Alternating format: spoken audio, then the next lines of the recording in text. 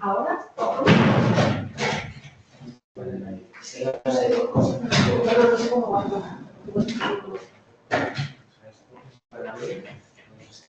Bueno, tampoco voy a poner tranquilidad, es que es mucha gente. No, es que está abierto. No, no, si abierto está. Lo que queremos es cerrarlo. Yo creo que tienes que tirar eso para arriba, ¿no? No sé. Este está desde abajo. Pero está abierto también. De abajo. Ah, pero está abierto también. Ah, mira, ya sé cómo es. A ver. Perdón, quería aquí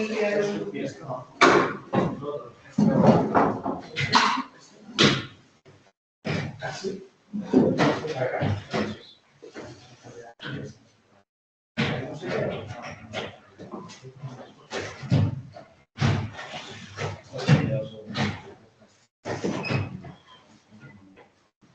No pasa nada, ¿eh? O sea, Pues hasta no me voy a ir. aquí se hace nada. Esto es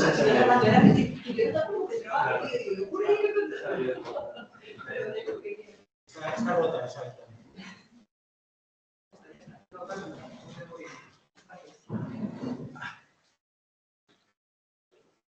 Bueno, entonces afrontamos un asunto titulado Inteligencia y Verdad. Y vamos de paso a darle un par de capones al relativismo y al escepticismo. Capones cordiales, pero capones. No a los escépticos, sino al escepticismo. Una lectura que está en el PIN. Sí. En la documentación que tienen, que les ha dejado José María, yo le pasé un escrito reciente, lo último que he publicado. Es un capítulo de un libro y me parece que el título es El problema cultural del relativismo. Ahí está hecho con un poco de más precisión lo que yo pensaba contar.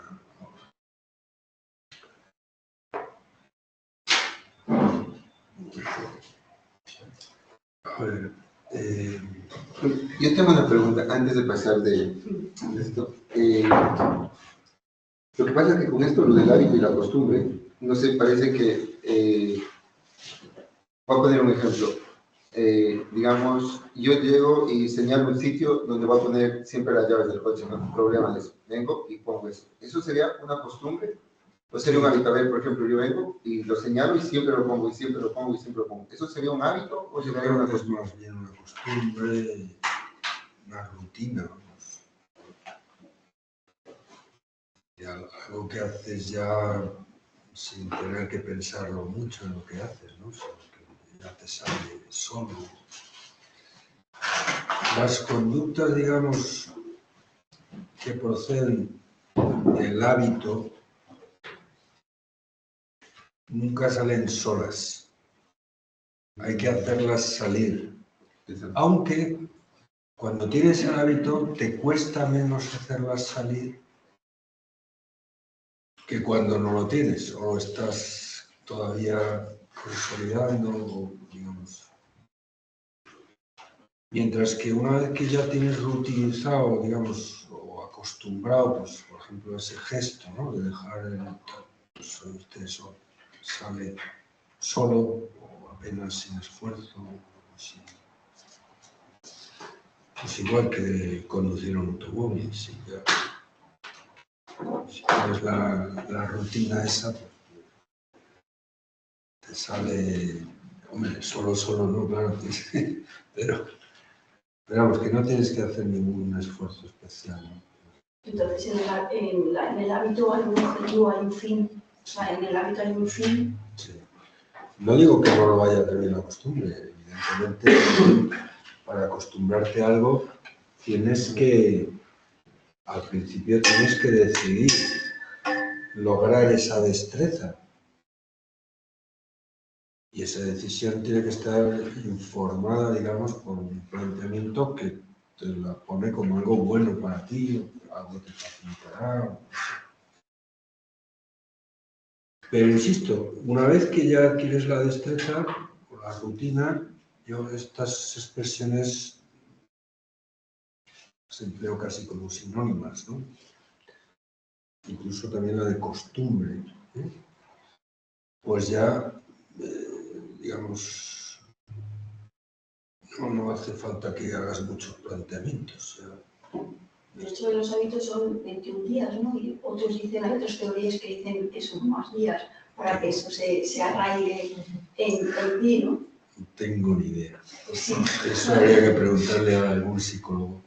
Pero Sí, yo no pues sé. tiene su historia. O sea, si sigues eso, si haces esos días, es como que... Pues seguramente, pero no tengo idea.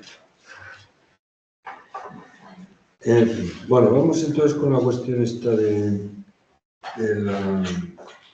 A ver, Santo Tomás dice una cosa muy puesta en razón. Me parece que este es un tipo muy listo. Dice que la verdad es el bien de la inteligencia. En latín, bonum rationis. El bien de la razón.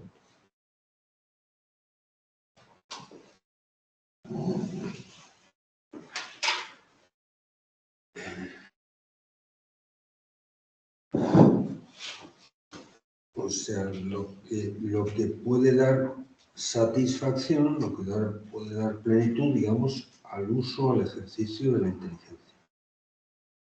Entender algo en forma plena es captar lo que ese algo es en verdad.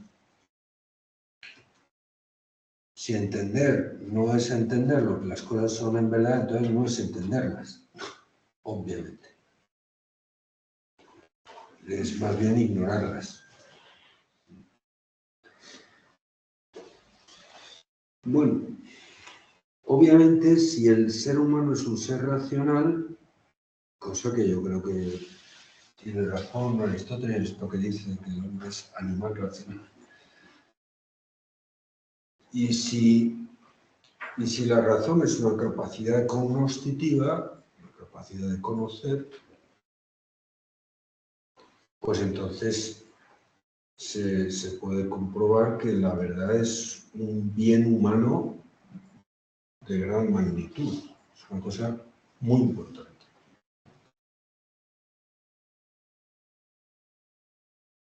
El ser humano no puede vivir sin verdad. Como animal racional, no puede vivir sin verdad. Puede malvivir sin verdad. Y además creo que es solo durante un tiempo. Bueno, a lo mejor un tiempo muy prolongado, ¿eh? O sea, a lo mejor uno puede pasarse bastante tiempo en su vida malviviendo o viviendo de sucedáneos o usando la razón solamente para contar.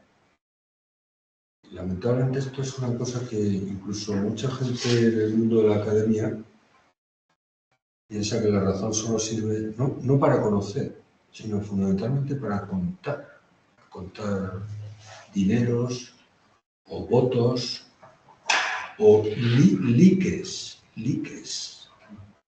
Entonces es un chisme, ¿no? Lique. Y no digo yo que eso no sea una actividad racional, por supuesto. No. Quiero mucho decir que eso no, puede tener mucho interés y tal. Pero desde luego, si la razón humana solamente sirve para eso, no habría mucha diferencia, en mi modesta opinión, entre ser animal racional y ser un chimpancé con pantalones. esto, el mismo de esta opinión. Me parece que además de para contar likes y todas esas cosas, la razón es una capacidad de conocimiento. Y repito, si conocer no es reconocer lo que las cosas son en verdad, obviamente dentro de los límites humanos. Nunca podemos conocerlo todo y nunca podemos conocer del todo lo que conocemos. Siempre lo conocemos limitadamente. Pero aunque sea limitadamente, si conocer no es reconocer lo que las cosas en verdad son, pues entonces no es conocerlas, es desconocerlas, es ignorarlas. Y en ese sentido a mí me parece que la verdad es un bien humano muy grande. Y repito, no se puede humanamente, bueno, se puede malvivir, ya digo, y a lo mejor un tiempo prolongado, pero yo creo que toda la vida, a base de apaños o de sucedáneos y tal, al menos hay algunas cuestiones que tienen que ver con el sentido de la vida y sobre todo con el sentido de la muerte, respecto de las cuales creo que ningún ser humano se conforma con menos que la verdad. No podemos conformar con apaños en casi todo lo demás, pero en eso creo que no. A mí nos importa mucho saber qué pasa, o sea, qué pasa conmigo post-mortem. ¿Queda algo de mí tras el hoyo o el cenicero? ¿O ahí se acaba todo? Esto es una cuestión en la que no nos conformamos con un apaño. Creo. Y eso para mí siempre es una esperanza. O sea, yo tengo la sensación de que hoy en día hay mucha gente que esto de la verdad le parece que no es tan bueno. O sea, que es una cosa incluso bastante prescindible, cuando no, porque hay gente que piensa que incluso es una cosa mala. Y esto, curiosamente, en el ámbito académico es muy frecuente, por lo menos en el que yo me muevo, que no es esta universidad, es otra. Pero te encuentras muy fácilmente con gente que piensa que la verdad no es una cosa tan buena. Que la verdad es la gran excusa de los violentos para hacer el bárbaro. Esto es un mantra que se repite desde hace ya mucho tiempo, pero sobre todo en ámbitos supuestamente cultos, intelectuales y especialmente académicos. Y que todo el que está convencido de que algo es verdad, pues es un talibán potencial, es alguien que va a imponernos a los demás su verdad, todo este tipo de cosititas que van estando algo gastaditas en mi modesta opinión. O sea, valdría la pena buscar otras razones, otras excusas, otros pretextos, porque eso ya, sinceramente... Pero es verdad que todavía sigue sonando mucho ese mantra. No ha habido ninguna barbaridad que se haya cometido en la historia, si no es por alguien que está excesivamente convencido de que algo es verdad, sobre todo si es por una convicción religiosa, pues entonces toca madera y ponte a resguardo, ¿verdad? Porque todo el que tiene una Biblia va dando bibliazos en la cabeza a todo el mundo, incluso los que no lo comparten con él, tal. Pues este tipo de cosititas tan monas para algunos, sinceramente yo ya estoy un poco hasta el pelo de esto, pero todavía suena.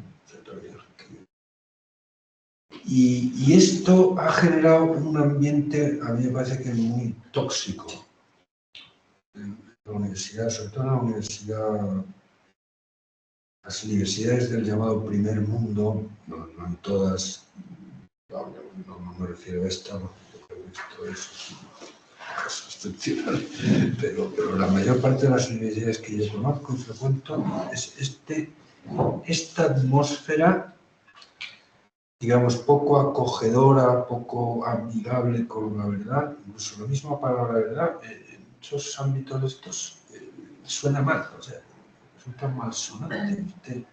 ¿Usted de qué va? ¿De qué pretende? ¿A qué viene usted aquí a ponerlo en no sé qué? Todo este tipo de reacciones que son mucho más viscerales o más, no sé, estomacales que racionales, muy curioso que sobre todo se dan en ámbitos supuestamente intelectuales, académicos.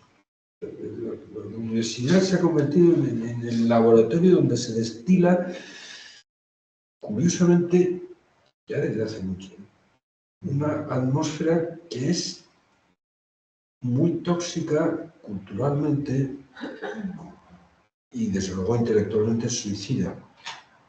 Porque está muy ¿Quién tiene la impregnada. culpa de eso? Pues a eso voy, al relativismo. El relativismo es el factor fundamental, también el escepticismo, pero sobre todo esas dos cosas yo creo que son las que...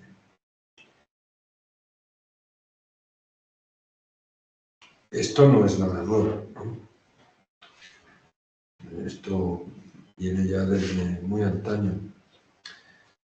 Aristóteles se enfrenta claramente con planteamientos relativistas que en su época yo creo que eran bastante más radicales que las formas de relativismo que te puedes encontrar a día de hoy. O sea, no sé, la postura, por ejemplo, de Protágoras o de Gorgias.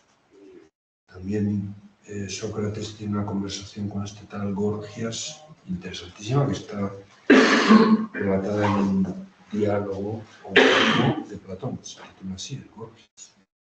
Es una conversación. Pero este señor, vamos, era el representante más arquetípico de la postura más radical que yo me he encontrado, digamos, de escepticismo.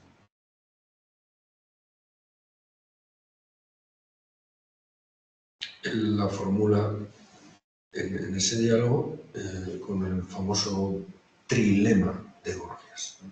O sea, un lema triple, una proposición en tres partes, ¿no? Primero, nada es. Fíjense lo que dice este señor. Nada es. Segundo, aunque algo fuese, sería imposible conocerlo. Y tercero, aunque fuese posible conocerlo, sería imposible decirlo. Yo no me he encontrado en toda la historia de la filosofía ninguna forma más heavy, o sea, más radical de escepticismo que la de... O sea, que esto no es de ahora, ¿eh? Esto viene de muy lejos. Lo que pasa que ciertamente, bueno, pues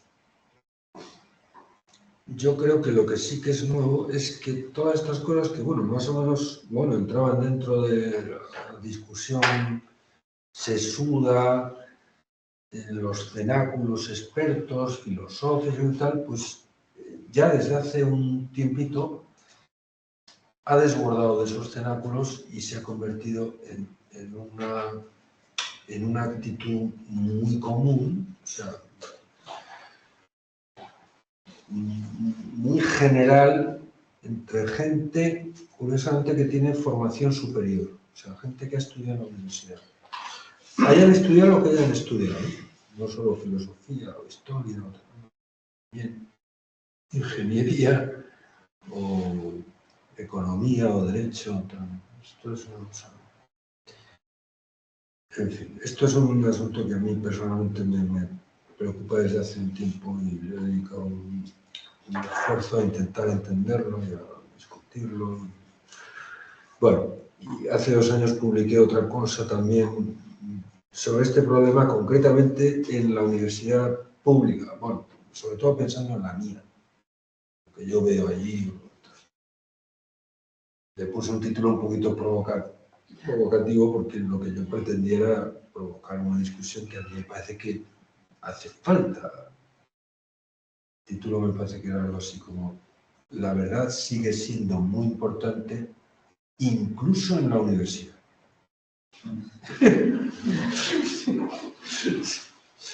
Sí, sí. Pero bueno, me parece que también el texto se lo pasé a José María y si no, pues se lo paso, si les interesa. Pero bueno, en el fondo es un poco el mismo problema, pero ya más cernido a la situación que yo vivo, ¿no? Bueno, el relativismo. O sea, el relativismo, que es el factor principal de esta atmósfera, yo digo, tóxica, ¿no? Me parece que hay que ver su inconsistencia radical, ¿no? Es una postura que ya lo muestra muy bien Aristóteles, ¿no? Que se destruye en el mismo momento en que se plantea, se propone, ¿no? O sea, la tesis de que no existe la verdad, claro, el relativista la propone como verdadera. O sea, lo que está pensando es que es verdad que no existe la verdad. Porque no hay manera de pensar, bueno, por lo menos de pensar representativamente en algo, si no es pensarlo como verdadero. De la misma manera que no hay manera de expresar lo que uno piensa, si no es como una pretensión de verdad. Si usted dice que la verdad no existe, pues entonces no sabe lo que dice.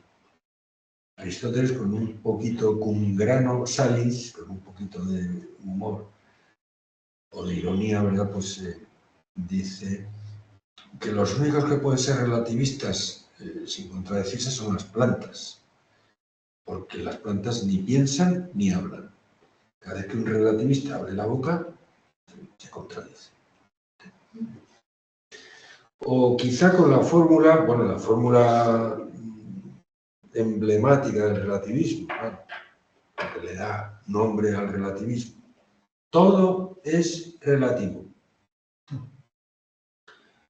Pues esto es una fórmula totalmente inconsistente, porque si todo es relativo, pues eso significa que es relativo, que todo es relativo.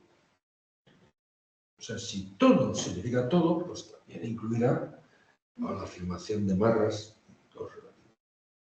Pero a su vez, esta afirmación habría que relativizarla y por tanto ponerla en conexión con una metaproposición anterior que dijera que la relativizase. O sea, que dijera, es relativo, que sea relativo, que todo es relativo. Y a su vez esto tampoco alcanzaría un sentido completo si no es en relación a otra metaproposición, y así caeríamos en un círculo vicioso, en un procesus ad infinitum, como dicen los lógicos, pues que acaba por no decir nada. Por otro lado, relativo viene de relación. Para que haya una relación real hace falta que haya términos de ella reales y realmente distintos. Tiene que ser distintos para que uno sea relativo al otro, no tiene que ser uno, pero el otro tiene que ser otro. Por lo tanto, si usted dice que todo es relativo, pero no dice a qué es relativo todo, pues está diciendo algo que no termina de decir. O sea, algo que no termina de significar nada. Mientras usted no ponga el término de referencia, pues es un poco el problema que tiene la famosa rima de Campoamor, esta que algunos relativistas, yo creo que poco atentos, poco cautos, ¿verdad? Pues parecen invocar como si fuera un argumento para respaldar su actitud relativista, ¿no? Esto. En este mundo traidor, decía Campoamor, en este mundo traidor nada es verdad ni mentira. Todo tiene el color del cristal con que se mira. Es una rima maravillosa, una rima consonante, preciosa. Y sin duda, vamos, tampoco quería hacer ningún teorema filosófico cuando dijo esto, ¿no? Quería hacer una frase mona y le salía buena. Pero claro, si vas a buscarle los tres pies al gato, o decirle peras al olmo, como el incauto intenta, ya digo, respaldarse en esa frase, para decir algo filosófico, pues aquello es que no, se te cae de las manos. Vamos a ver. Si en este mundo traidor nada es verdad ni mentira, pues eso implica que no es verdad, aunque ciertamente tampoco será mentira, pero desde luego no es verdad que en este mundo traidor nada es verdad ni mentira. Si nada significa nada, pues oiga usted.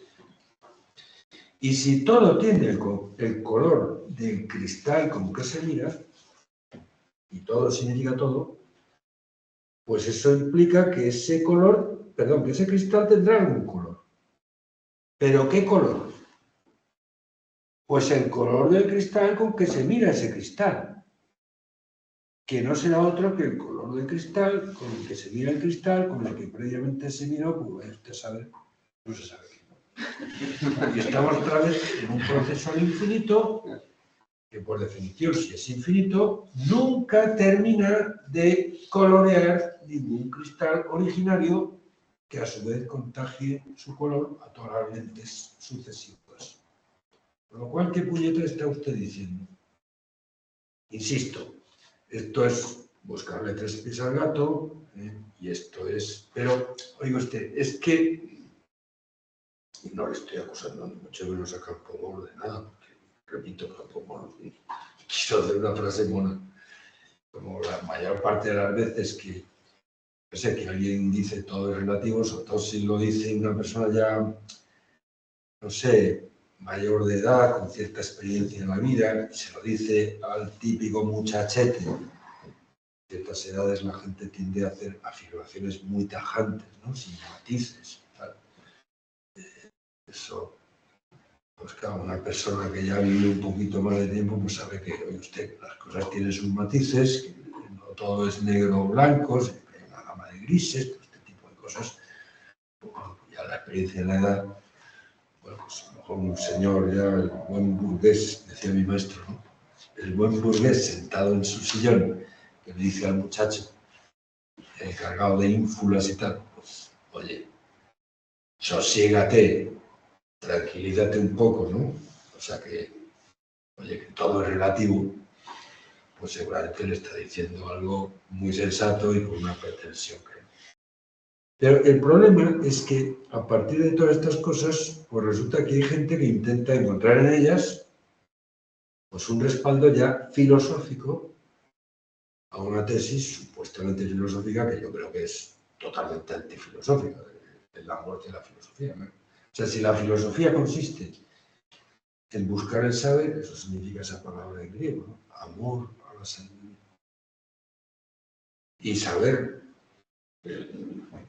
pues usted, es reconocer lo que las cosas en verdad son, aunque dentro de la limitación humana, pues entonces la pretensión de que la verdad no existe, o caso de que exista, es imposible dar con ella, que eso es un poco una tesis escéptica, pues entonces es que anula completamente la filosofía. O sea, es sencillamente suicida, desde el punto de vista filosófico, la pretensión relativista, escéptica.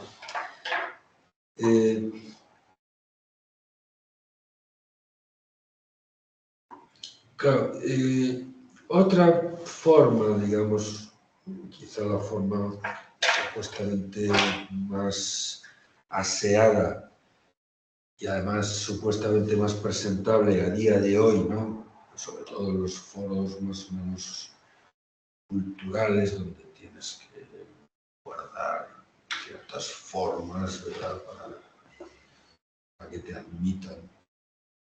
Pues es un poco toda esta cuestión de tu verdad y mi verdad. O sea, confundir, y esto es un rasgo muy característico del relativismo, confundir la verdad con la opinión. Toda opinión es una pretensión de verdad, por supuesto. Todo el que opina, eso que opina, lo tiene por verdadero.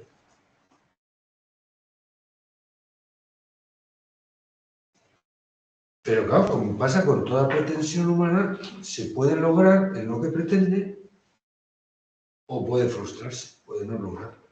Esto es humano. Errare humanum est. No puede no lograr lo que pretende. Y aunque subjetivamente la pretende verdadera, el que opina, pues justamente eso que opina, pues puede estar equivocado. O sea, hay opiniones que son erróneas, que son falsas. Incluso aunque sea muy veraz la actitud del que opina, está realmente convencido de que eso. Habría que, no sé, habría que negar un sector amplísimo de la experiencia humana, y por cierto, la experiencia más significativamente humana, para negar o para ignorar, digamos, la experiencia del error, que es una experiencia profundamente humana. Y la experiencia del error, como muy bien señalaba mi maestro, Antonio Millán, coincide justamente con la experiencia de rectificar el error, o sea, de salir de él. Yo solamente concibo lo que significa el error, no cuando estoy en el error, claro, sino cuando lo corrijo. Entonces es cuando me doy cuenta, yo estaba equivocado. Claro, el relativista pretende que no hay opiniones erróneas, o sea, que todas las opiniones son verdaderas. Y por cierto, tan verdaderas unas como otras, tanto una como su contraria. Siempre que lo sean, claro, para el respectivo operante, para mí o para ti. Efectivamente, la opinión es subjetiva, es tuya o mía, es tu pretensión o la mía, ciertamente. Pero lo pretendido en esa pretensión, oye usted, no es mío ni tuyo. La verdad no es de quien la dice o tal. O sea, incluso la persona que subjetivamente está convencida de que algo es verdad, de lo primero que está convencido es que si eso es verdad no es porque lo diga yo. Es más, seguiría siendo verdad aunque yo dijese lo contrario. Eso es de lo primero que está convencido todo el que está convencido de que algo es verdad. Por lo tanto, eso no es mi verdad. Eso es verdad a pesar mío y además de que lo diga yo. O sea, usted. Y eso es lo que da sentido a la discusión racional. En la discusión racional, pues concurren, claro, opiniones, pretensiones de verdad, muchas veces distintas y, bueno, a lo mejor hasta contrarias, ¿no? Pero justamente la praxis, digamos, del diálogo, la praxis de esa concurrencia tiene sentido en la medida en que cada uno de los interlocutores de la discusión expresa su opinión como algo pretendidamente verdadero. Y aunque mi opinión y pretensión es mía, de luego, si esto es verdad, también puedes entenderlo tú, aunque tú llegues por otro camino distinto. O sea, exponer tu opinión en un contexto discursivo es, por supuesto, expresarla, eso significa exponerla, pero también es exponerla en el sentido de arriesgarla a que haya otra opinión, por ejemplo, que esté mejor fundada que la tuya, que cuente con con mejores comprobaciones, que a lo mejor tú no has podido hacer, y se pone de relieve. Bueno, eso es un poco lo propio del contexto discursivo. Usted someter a prueba lógica, tratar de comprobar el valor de verdad de las opiniones. Y esta es la herramienta fundamental que tenemos los seres humanos para poder alcanzar a conocer. Y para eso se inventó la universidad, para ser un contexto adecuado a la disputatio, así la llamaban los antiguos, ¿no? Discusión racional. Y eso es un gran invento y una gran contribución a la civilización humana, porque eso nos ha ahorrado, creo, bastantes violencias. O sea, la quintesencia de la violencia es la irracionalidad. Y a la violencia llegamos, bueno, cuando llegamos, pero fundamentalmente cuando se acaban las razones, o sea, cuando se acaba la discusión. Y en ese sentido, a mí me parece que la universidad ha hecho una contribución cultural y civilizatoria de grandísimo relieve. Pero fundamentalmente porque era un sitio donde la gente aprendía a discutir con razones, no con insultos o sea, a sustituir el campo de batalla, digamos, por una palestra, ciertamente donde se confrontan, pero se confrontan, y por cierto, amistosamente, cordialmente, posturas distintas, incluso muy distintas y muy contrarias. ¿Es verdad que alguna discusión puede acabar a borrazos? Sí, y podemos tener todos, a lo mejor, alguna experiencia. Pero es la excepción que confirma la regla contraria. Vuelvo a una idea de Aristóteles que a mí me emociona, que lo dice en la política. O sea, discutir es lo que hacen los amigos. En serio, tú discutes con las personas a las que aprecias. Es lo que hacen los amigos y es lo que les hace amigos. Eso es lo que más les mola a los amigos. Bueno, a lo mejor si les gusta el tenis, pues se juntan para jugar al tenis. Pero lo que más les es discutir sobre tenis. Bueno, a lo mejor para discutir sobre tenis, pues hace falta que uno sepa de qué va el tenis y tratar de jugar al tenis, pues si no se le da eso, pues venga bien, ¿no? Pero, oye, usted, juntarse, tomarse una cañita o no, un bebedizo así, no sé, y discutir sobre fútbol, o sobre política, o sobre lo que sea. Discutir o convencer al otro. Discutir o convencer al otro. No, discutir no es... Alguna vez puede que el objetivo de una discusión sea convencer a otro o llegar a un acuerdo. Hay un sector de la discusión humana que evidentemente tiene la razonable expectativa de llegar a un acuerdo, pactar, por ejemplo, una política común o yo qué sé, una acción, trabajo en equipo, por repartirnos los papeles o tal. Pero creo que eso es un sector muy restringido de la discusión humana, que es lo que podríamos llamar en términos muy amplios negociación. Política a veces hay que negociar, en derecho, en economía, o, no sé, a veces negocios económicos. Pues. Pero lo más mollar, también incluso en extensión de la discusión humana, no es eso. Es la discusión que tenemos con las personas a las que queremos, nuestros amigos, nuestros familiares, nuestros colegas, sobre los temas que realmente, a título de humanos, más nos preocupan, más nos competen, más... Y ahí no tenemos generalmente la expectativa de llegar a una postura común y mucho menos de convencer, ¿no? O sea, lo que realmente nos satisface es compartir el interés por algo y luego contrastar. ¿Y esto cómo lo ves tú y por qué lo ves como lo ves? ¿Y cómo lo veo yo y por qué? ¿Alguna vez puedes tener interés en convencer a un amigo tuyo de algo que a ti te convence porque te parece que, bueno, mientras no lo entienda, pues le va a ir mal o, bueno, le va a ir mejor, sí. Pero eso es muy excepcional, creo yo, ¿eh? Otra pregunta. ¿Y el discurso ideológico oculta la verdad?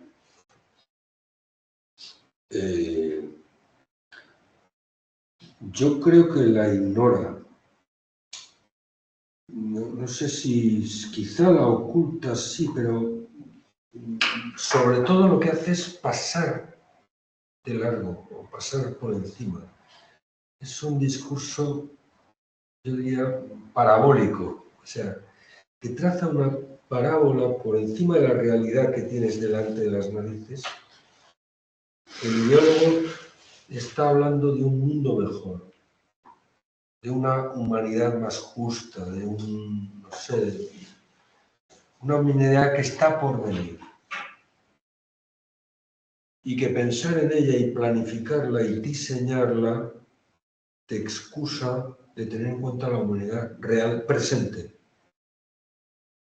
que es la que hay, y también la pasada, la que hay también es la que ha llegado a haber a partir de lo que fue. Esto es, a mí me parece, la característica más señalable, más destacable de la ceguera ideológica. Es una mirada, digamos, profética, es una forma de profetismo, digamos, que está atendiendo exclusivamente a lo que está por venir, que obviamente mejorará lo presente,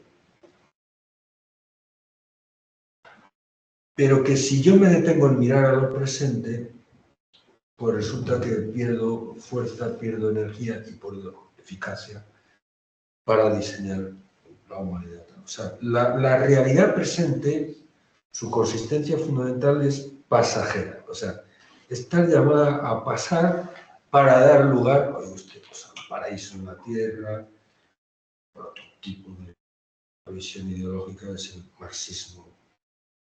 No solo el marxismo clásico, el marxismo de Marx y Engels, ¿no? También otras formas de marxismo un poquito edulcoradas tienen esto en el genoma y en el sentido son. A mí me parece que es el paradigma de la visión ideológica. Me parece que yo diría eso. En fin.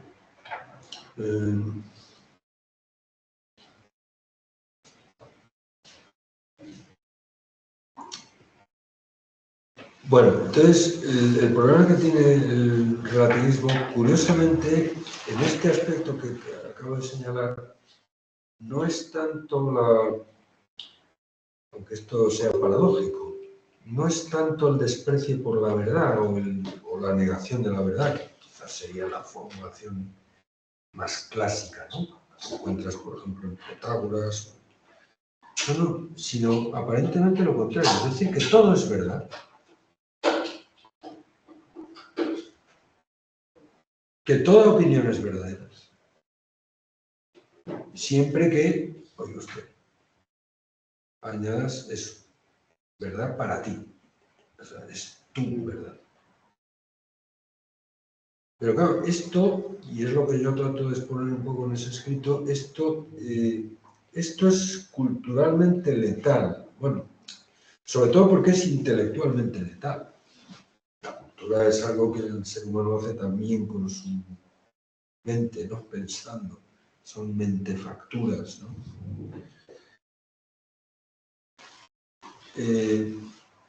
Porque, oye usted, porque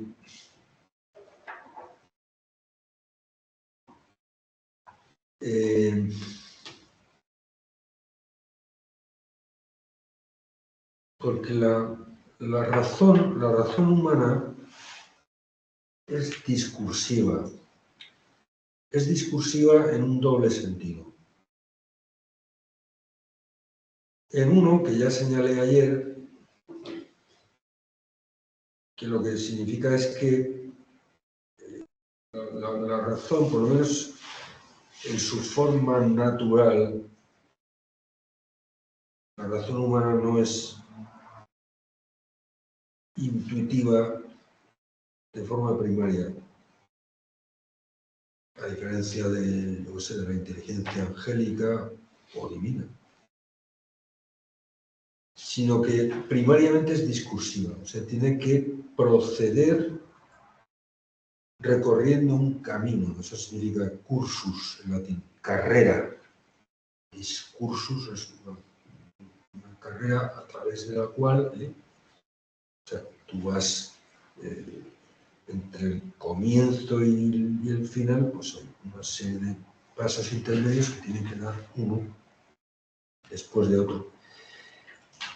Y también es discursiva en el sentido de que se desarrolla sobre todo en discusión, o sea, en el contraste dialéctico, o sea, en la confrontación, repito, según Aristóteles, siempre amistosa, de posturas distintas.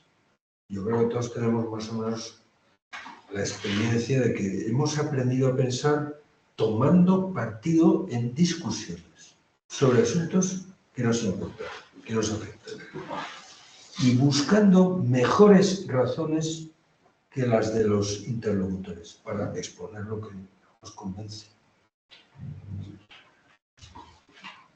La razón es discursiva en este doble sentido, o sea, en que se desarrolla en un contexto dialéctico, de contraste, y en que tiene que, insisto, dar pasos uno detrás de otro.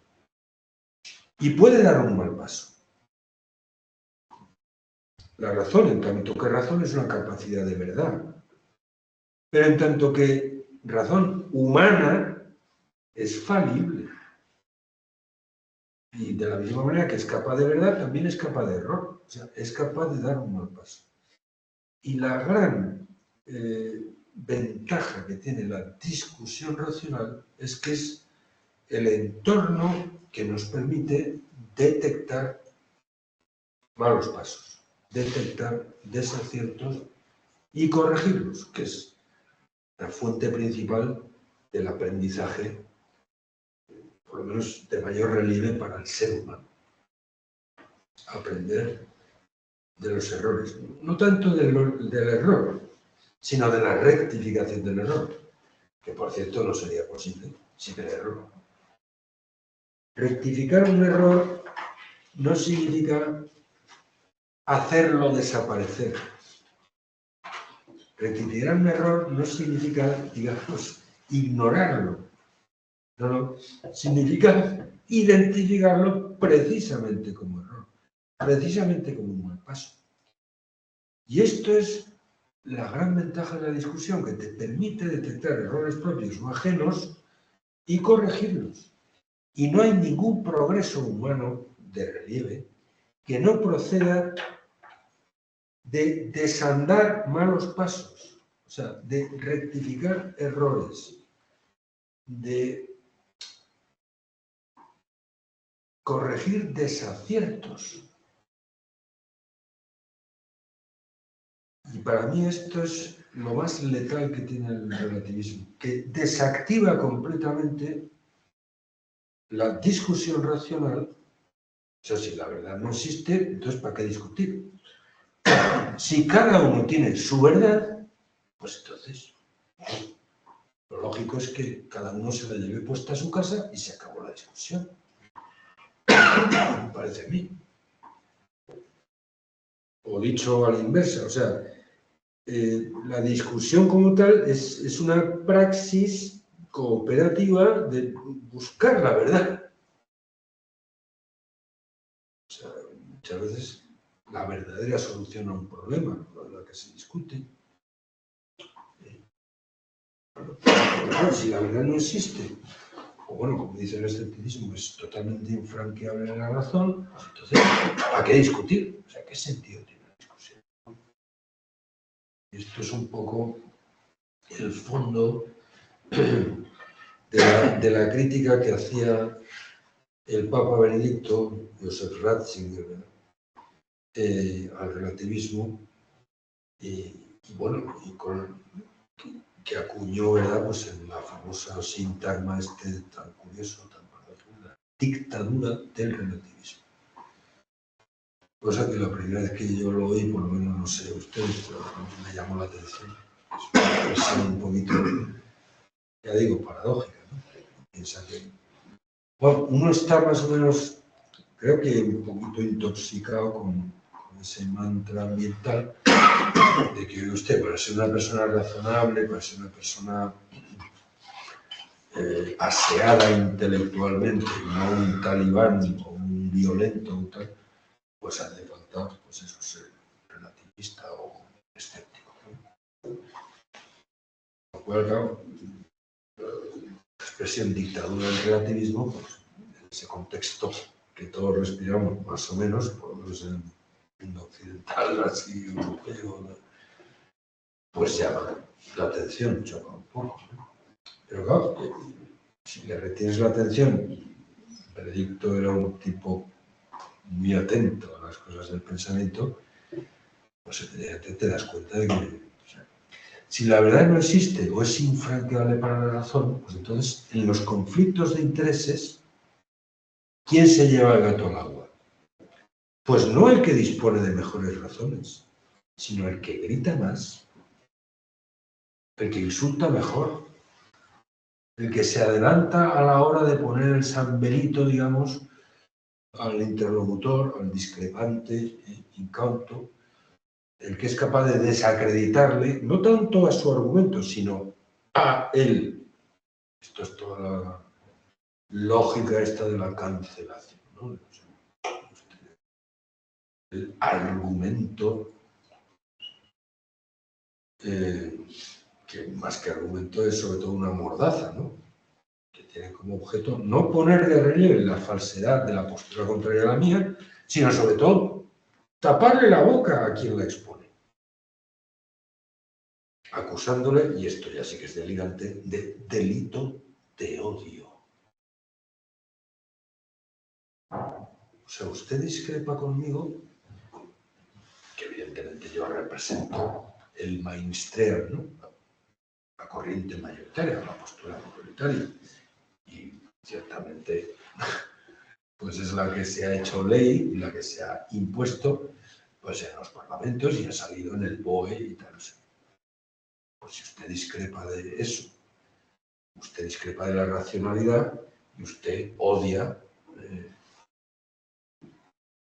Es una cosa que se nos ha metido, bueno, más o menos, pero se ha metido mucho en nuestro contexto, en la atmósfera sociocultural que respiramos todos, pero que es delirante, es sencillamente delirante. Y es la perversión no solamente de la razón dialéctica, o sea, de la razón discursiva,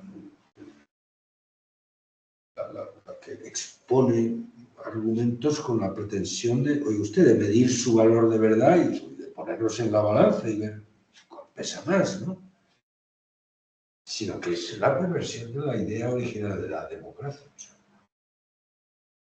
evidentemente, toda democracia, Aristóteles también lo dice así, es una toxocracia. O sea, es un régimen en el que la ley es la opinión mayoritaria. O sea, la opinión que se hace valer, sobre todo con argumentos lógicos y con presentaciones retóricas más presentables, esto es una cosa muy importante para los atenienses de aquella época, lógica y la retórica.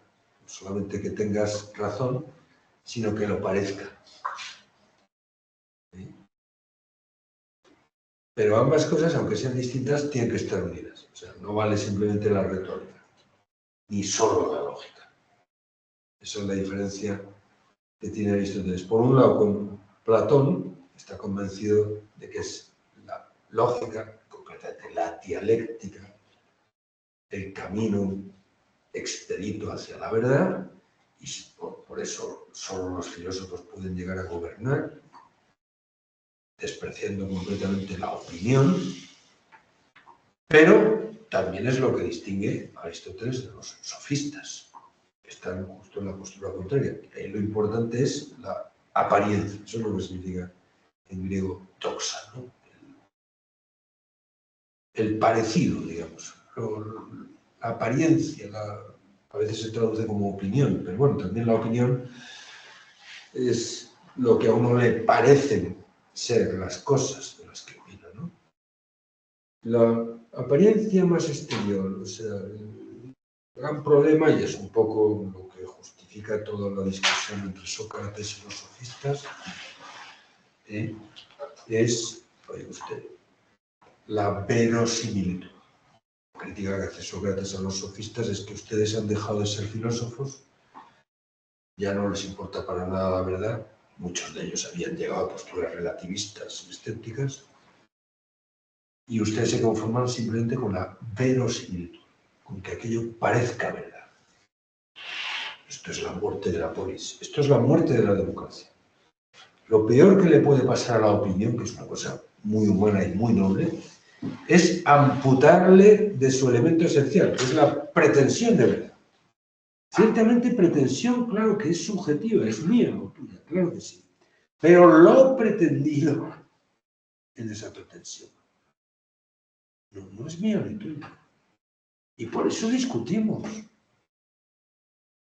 Pues esto es verdad, puede serlo para mí exactamente igual que para ti o para los marcianos, vamos. O sea, es que el que yo lo vea así o lo vea quien sea, es lo de menos. Lo importante, coño, es qué estamos viendo, ¿no? O aquello. No sé, esto, claro, si no, o sea, si perdemos de vista esto, pues entonces la discusión se convierte en una pelea de gallos, en una confrontación, en una palestra, pero que ya es realmente el campo de batalla donde lo que se intercambia son los gritos o pedradas dialécticas o, bueno, acabamos a porrazos.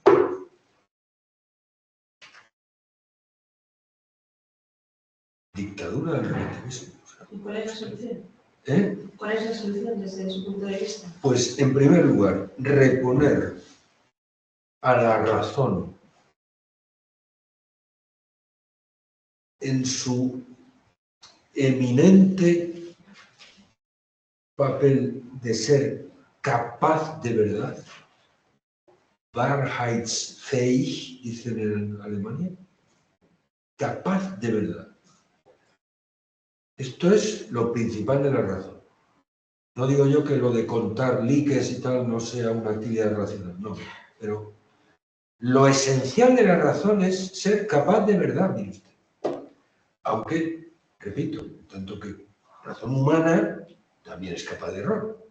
Errare humanum est. O sea, también podemos meter la pata, podemos dar un mal paso. Y la mayor parte de las verdades a las que damos alcance generalmente es, repito, corrigiendo errores. Como dicen los gringos, por ensayo y error. Trial and error, o como se diga eso en yanqui, que yo no soy yanqui. O sea, por tanteo. O sea, un poco tanteando medio a ciegas, ¿no? Es verdad que la mayor parte de los conocimientos a los que damos alcance, pues es, oye usted, saliendo de dudas, despejando incógnitas. No llegamos, digamos, expeditivamente a ellos de forma intuitiva, ¿no? Sino de forma discursiva. Y ese discurso, pues está hecho, ya digo, de muchas rectificaciones, de pasos enderezados y otros que están un poco desviados, que hay que corregir, claro que sí. Esto es lo primero, o sea, volver a la evidencia, creo yo, de que la razón es capaz de verdad. Y luego volver a la evidencia de que la razón humana es discursiva, en ese doble sentido que he mencionado. Y que la discusión no es una cosa mala.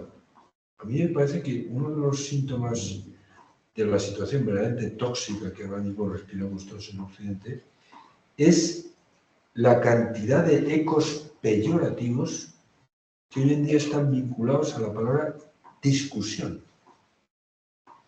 o discutir. Mucha gente que piensa que no es bueno discutir, que discutir es enemistarse con alguien, malquistarse con alguien, y que pro bono pacis, por el bien de la paz, lo mejor es no discutir. Si acabamos con la discusión, acabamos con la razón, con la racionalidad humana. Acabamos con la amistad, acabamos con la polis, la política, con la ciudad. Convertimos el régimen político en un régimen despótico, no un régimen respetuoso, un régimen, digamos, que está basado en la fuerza de la palabra, sino sobre todo en la fuerza de la fusta, que es lo lógico, oye usted, en un rebaño de cabras, o de, no sé, o de cerdos, o de caballos, tal. Ahí sí que hace falta la fusta, o el báculo, el pastor y tal. Pero lo propio, lo específico de una comunidad humana es que se rige, esto dice muy bien Aristóteles en la política, por la palabra. O sea, que la herramienta fundamental del gobierno de una comunidad humana digna de ese nombre es lo que él llama logos semánticos, la palabra significativa. Usted, pero si la razón no tiene nada que decir sobre la verdad, pues entonces todo eso se va al garete. Aunque todavía conservemos algunas formas supuestamente democráticas.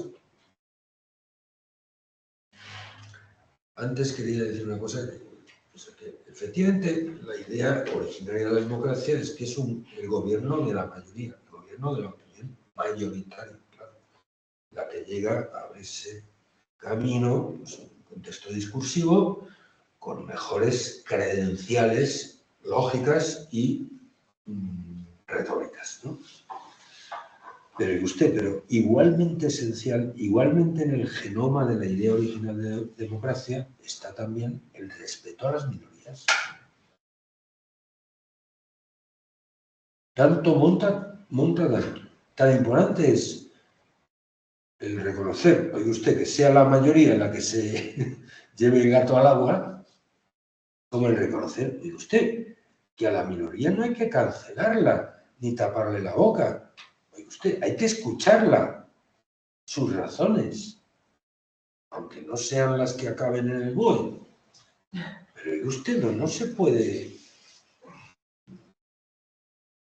Usted decir, pues es que usted, como no está con la mayoría, pues usted es un odiador, o sea, un fóbico.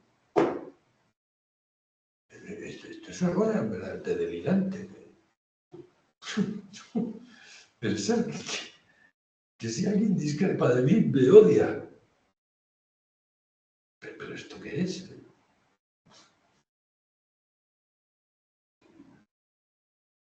Para usted a pensar medio minuto en la majadería que...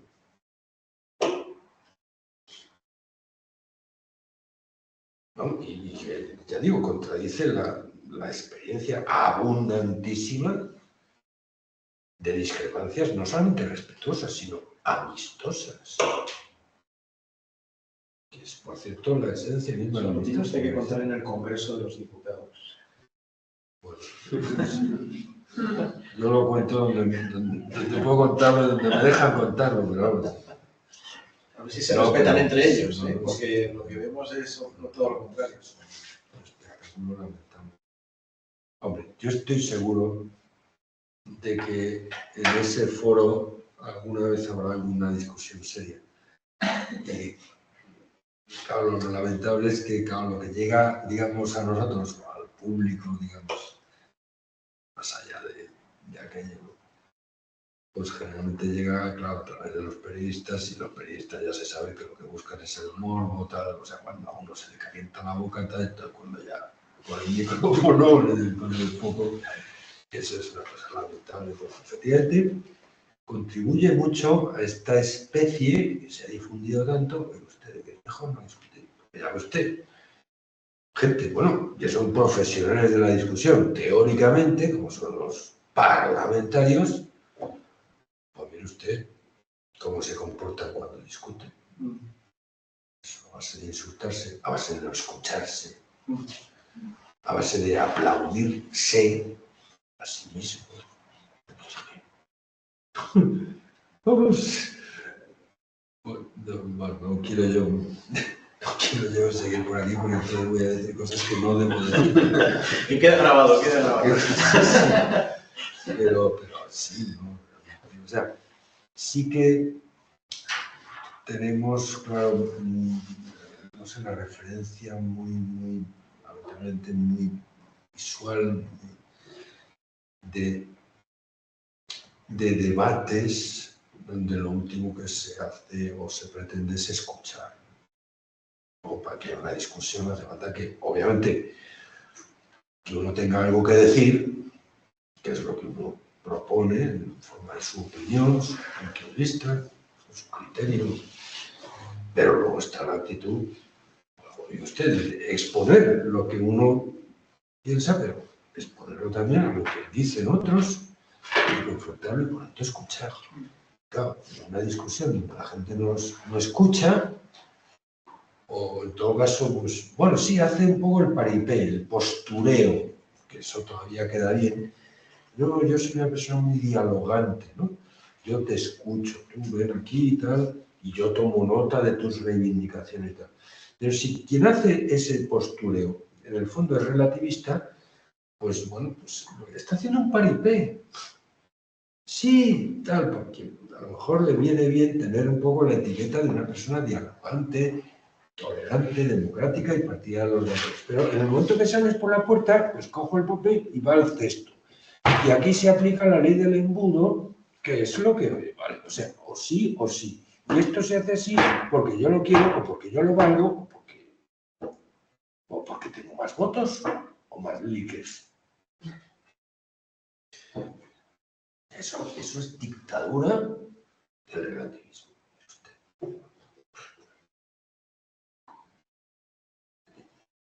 Eso es culturalmente letal, por lo menos muy lesivo para la cultura, para el cultivo de lo más humano del ser humano. Eso es dejar en barbecho, o sea, lo contrario, cultivar, ¿no? Es dejar... Pues esto me parece que tenemos un problema con esto. Tú me preguntabas un poco qué hacer, yo diría, pues, usted intenta, y creo que eso en los ámbitos académicos, claro, eso es una urgencia, no se llama como urgencia, una importancia decisiva. O sea, volver a caer en la cuenta de que la razón sirve para conocer. Es falible, pero oye, usted es capaz de verlo. Y luego volver a darle el prestigio que tenía cuando nació la universidad a la disputatio, o sea, a la discusión. Eso es una cosa buenísima. Y, repito, es la fuente de todo progreso humano. Mejor dicho, la fuente de todo progreso humano, en mi modesta opinión, es la corrección, la rectificación. Pero precisamente la discusión es la oportunidad perfecta para eso, para rectificar. Es evidente que no siempre sales de una discusión cambiando de opinión o rectificando un error. Pero la actitud necesaria para discutir en serio incluye la disposición a eso. Es la disposición de escuchar. ¿No? ¿Me parece? Bueno, no sé. Y el escepticismo, yo creo que, o sea, parece una actitud más moderada que el relativismo, ¿no? El escéptico no dice que la verdad no existe, ¿no? Dices que, bueno, puede que exista, pero vaya usted a saber, ¿no? No podemos alcanzar nunca ninguna certeza racional sobre nada. Todo es dudoso. Eso es un poco lo que la propuesta concreta del escéptico. Igualmente consistente que el relativismo, porque claro, todo el que dice que todo es dudoso De eso que dice no admite la menor duda. ¿No? Entonces, ¿qué puñeta está usted diciendo? Si usted dice que todo es dudoso, ¿cómo puede usted saber que todo es dudoso? ¿En qué se fundamenta? ¿En qué se basa para hacer esa afirmación? Le usted todas las vueltas que le quiera dar, pero es que eso no hay salida. Eso es un círculo cuadrado, ¿no? Un círculo vicioso, ¿no? Es igualmente inconsistente, ¿no? Aunque ciertamente tiene el prestigio, claro, pues eso, de ser una postura más moderada. Y luego todo el prestigio, digamos, que le ha suministrado, pues, Descartes, ¿no? Que pone una forma de escepticismo aparentemente muy aseado, ¿no? Que es la duda metódica. No es una convicción escéptica la de Descartes. Es un truco, digamos, un experimento mental. Vamos a ver, él lo explica así en el discurso del método, ¿no? Vamos a ver a dónde nos lleva esto y, bueno, probablemente para poder alcanzar una certeza, que en el fondo es lo que él se plantea, ¿no? Una certeza consistente, sólida, sobre la que quepa edificar el edificio de la ciencia, de la filosofía y tal, como pasa con las matemáticas, ¿no? Él es un gran matemático y él está impresionado, digamos, por la consistencia de la argumentación matemática, que es verdaderamente, no sé, de una fuerza, yo diría casi de una violencia, ¿no? Con la que se derivan los coronarios a partir de los axiomas, ¿vale? Es una contundencia brutal, ¿no? O sea, ¿cómo acaban siempre las demostraciones matemáticas? Oiga, pues mostrando que cualquier otra opción a aquella que se propone como conclusión anterior es contradictoria, o sea, es imposible. Como queríamos demostrar, significa que lo contrario de esto que decimos es que no puede ser. Bueno, y quizás se comprende que el propio Descartes pues, anhelara, ¿verdad?, pues, para la filosofía, que aparentemente es lo contrario, ¿no? Es la casa de Tócame Roque, donde todo el mundo puede decir lo que le pete, no sé, y todo es subjetivo, y todo es según cada uno lo ve y tal. Pero una verdad matemática, una ecuación matemática, un teorema tal, usted es absolutamente verdadero y lo es tanto aquí como en Marte, vamos. Si 2 y 2 son 4, a ver usted, es que eso es incontestable. Bueno, hay matemáticos para todo y algunos eso lo contestan. Pero bueno, no quiero meterme en ese jardín, entre otras cosas, porque saldría escaldado porque yo no sé mucho de esto. Pero me suena que hay un matemático muy importante, un tal Kurt Gödel, un austríaco de finales del siglo XIX, que estableció, ¿no? Y además lo formuló como un teorema matemático, pues una cosa que él llama, o se ha llamado a partir de él, la inconsistencia. O sea, lo que él muestra con su teorema es que no hay ninguna demostración matemática consistente. No me pregunten cómo lo demuestra, porque... pero bueno, me suena que dice eso. Bueno, me suena, no me consta que dice eso. Y eso es una cosa fortísima, que lo digo, matemática, no es un gran matemático como este. Pero bueno, fuera de eso, desde luego, hasta Gödel, pues la matemática era, no sé, como el paradigma de la consistencia. Y Descartes echa mucho de manos todo el concepto este de máthesis universal, ¿no? El método universal de la razón, que no es el método de las matemáticas solo, sino es el método matemático de la razón, por supuesto que hace matemáticas, pero también la que hace filosofía. Y ese método, ese camino, eso significa método en griego, camino a través, pues tiene que comenzar, su primer paso es ponerlo todo en duda. Una vida metódica, o sea, un camino, pero universal.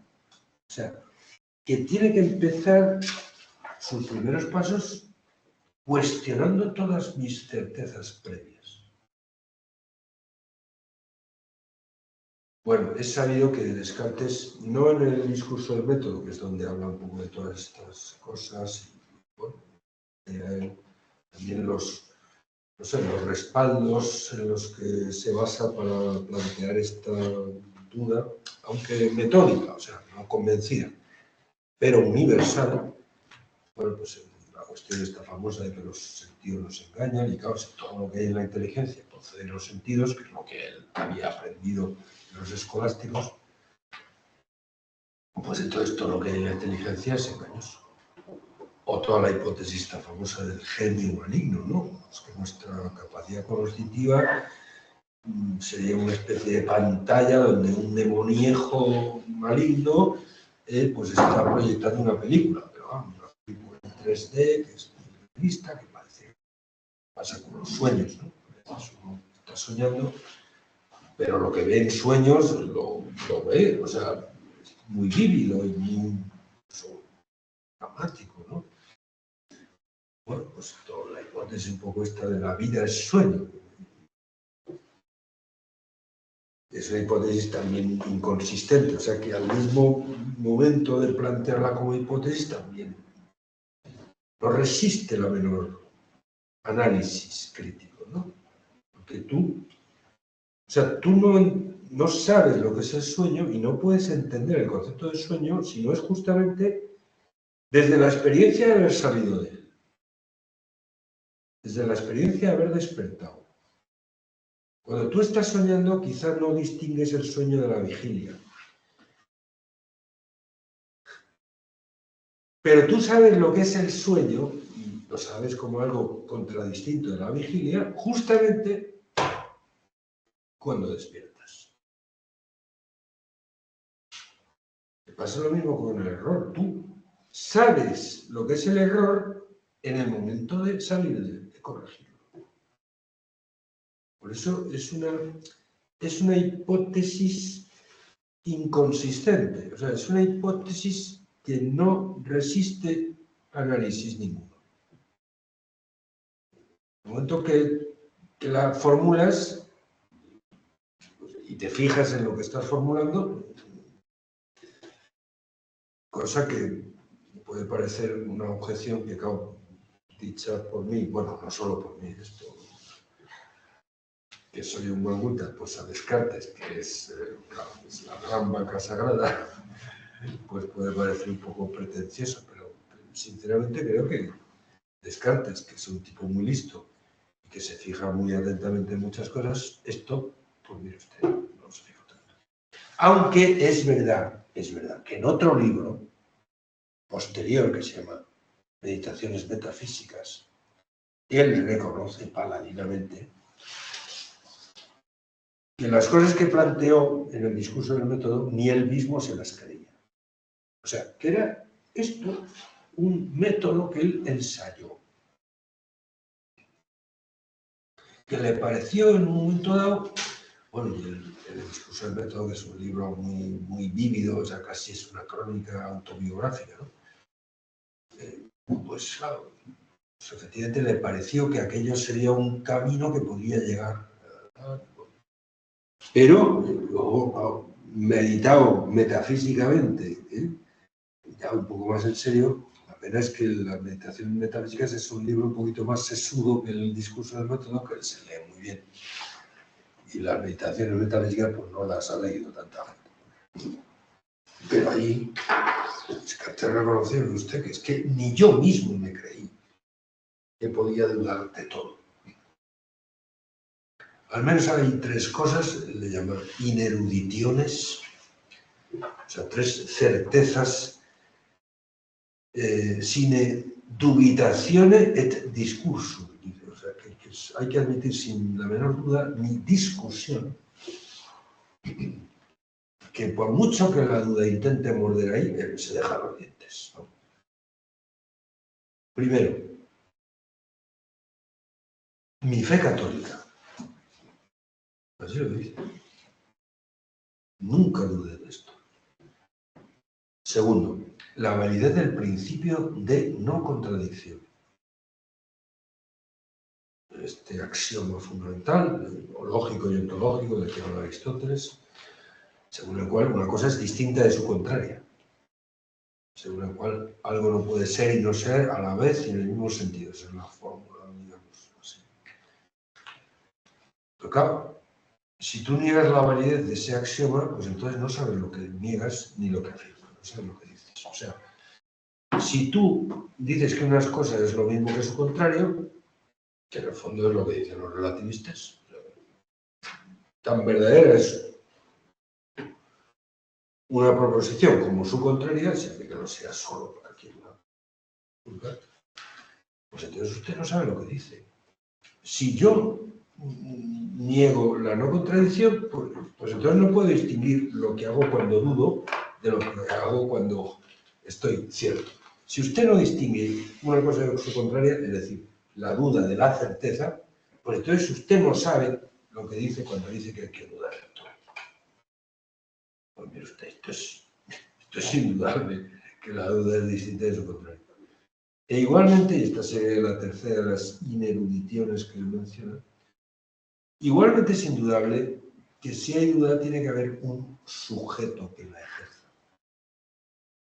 O sea, el cogito ergo sum famoso, pienso luego existo, no es, como él planteaba en el primer libro, el discurso del método, la primera certeza a la que llego yo después de recorrer el camino de la duda metódica y universal.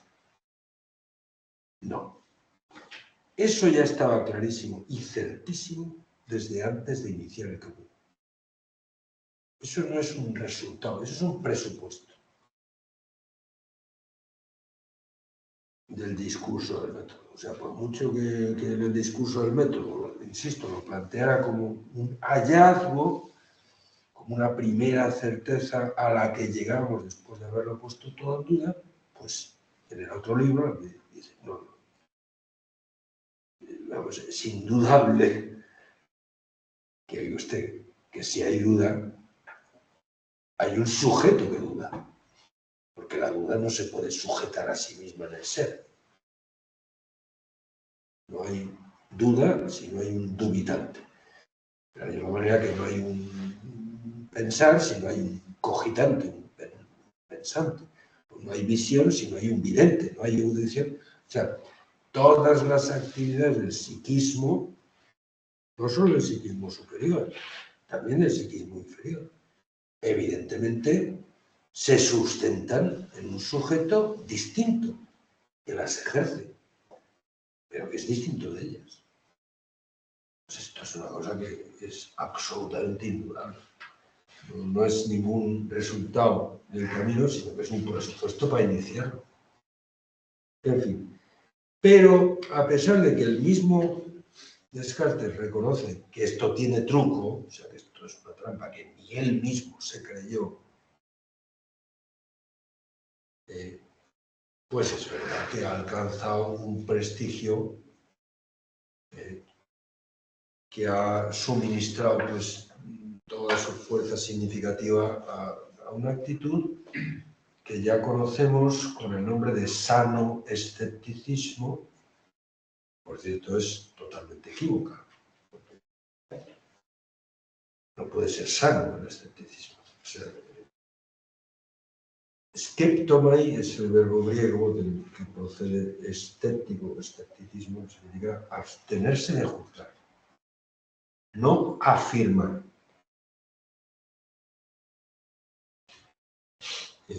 Y eso es lo que hace que duda, claro. Que duda no afirma ni niega, o sea, no juzga, no se moja. Pero claro, eso, dicho en latín, eso es que está infirme. El que no afirma es el que carece de firmeza. El que está enfermo. La palabra infirmitas, en latín, nosotros traducimos como enfermedad, viene de falta de firmeza. No digo yo que el que duda sea un enfermo mental, ni mucho menos. Pero lo que sí hay que decir es que el que duda no está firme. Está enfermo en el sentido ese. Que no, le falta aplomo, le falta consistencia, solidez. No se puede pensar que la situación natural y sana de la inteligencia es estar infirmos. O sea, no poder afirmar nada. Eso es contradictorio. Vamos a ver, una cosa es que, evidentemente, pues valga la pena ser cautos en nuestras afirmaciones, tomar las medidas, hacer las comprobaciones necesarias antes de afirmar algo, pues, buscar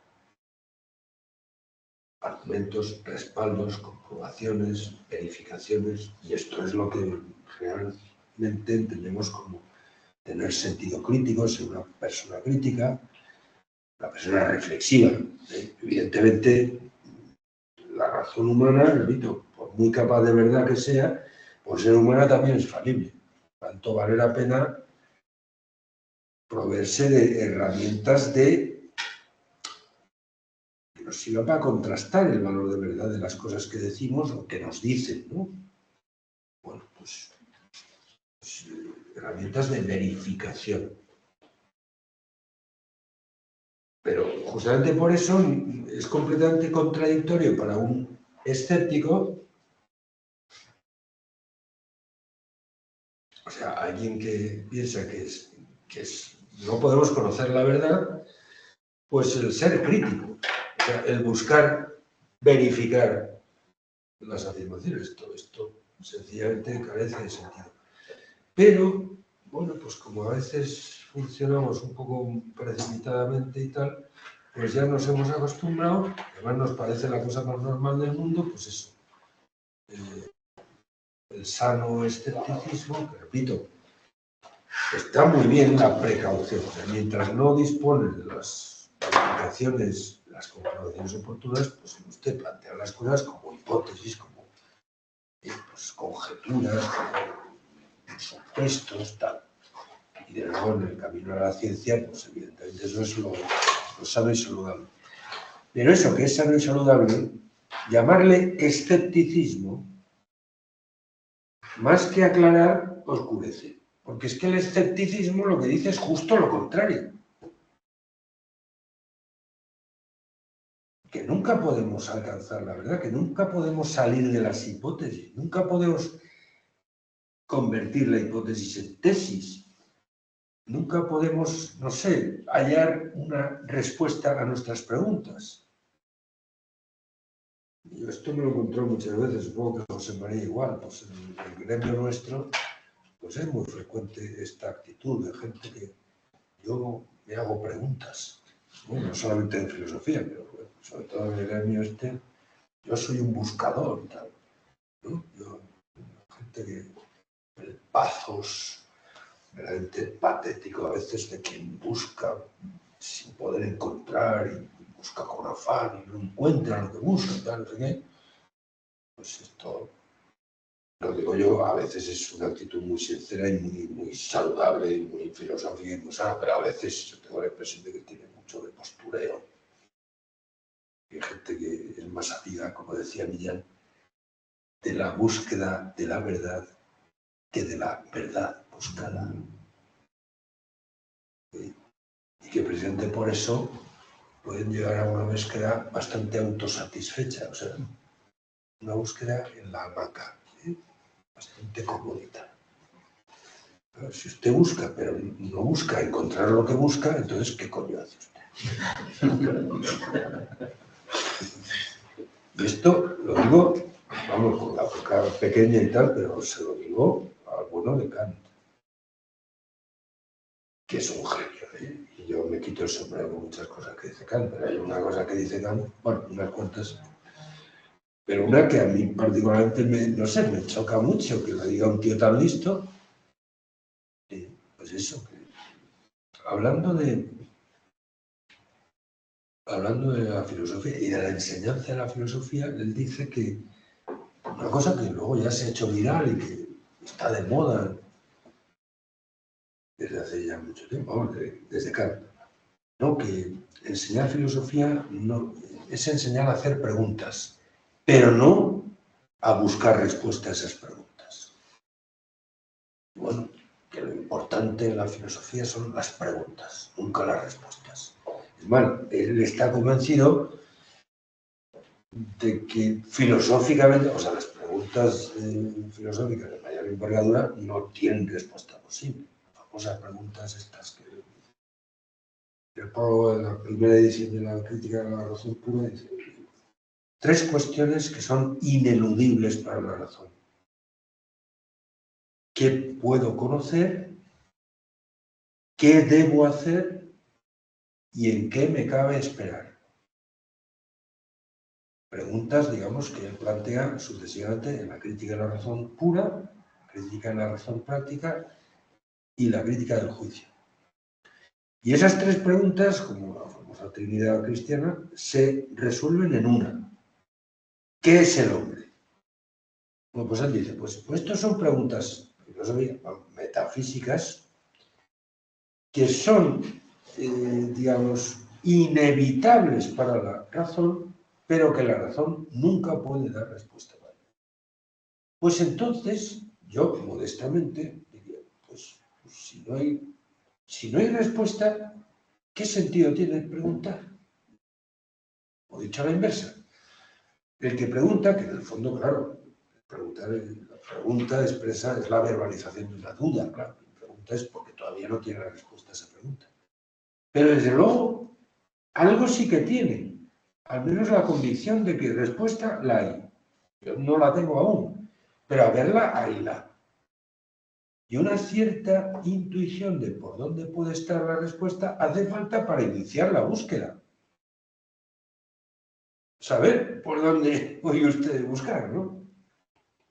Aunque luego a lo mejor resulta que inicias ese camino y a los pocos pasos te das cuenta de que es un camino erróneo y, bueno, das marcha atrás. Bueno, esto que hace los científicos constantemente, cuando conjeturan, cuando hacen hipótesis, pues eso. Es verdad que la mayor parte de nuestro tiempo intelectual nos lo pasamos en dudas, haciéndonos preguntas. Y es muy importante. Y eso no hace falta que lo dijera Kant. Mucho antes que Kant ya lo había dicho Sócrates. Es muy importante el preguntar y que las preguntas tengan puntería, que enderecen bien el discurso. Y casi todo lo que hace Sócrates, por lo menos en los diálogos de Platón, se ve, es preguntar. Es muy difícil sorprenderle a Sócrates en afirmaciones tajantes. Pero nunca son preguntas escépticas. No. Son preguntas que lo que buscan es una respuesta a esa pregunta. No es la pregunta escéptica o la pregunta retórica, la famosa pregunta de Pilatos, ¿no? El famoso diálogo con Jesús en el pretorio, y hay que acabar. Le dice Jesús, bueno, pues él le pregunta, bueno, pero tú eres rey de esto, te acusan, ¿no?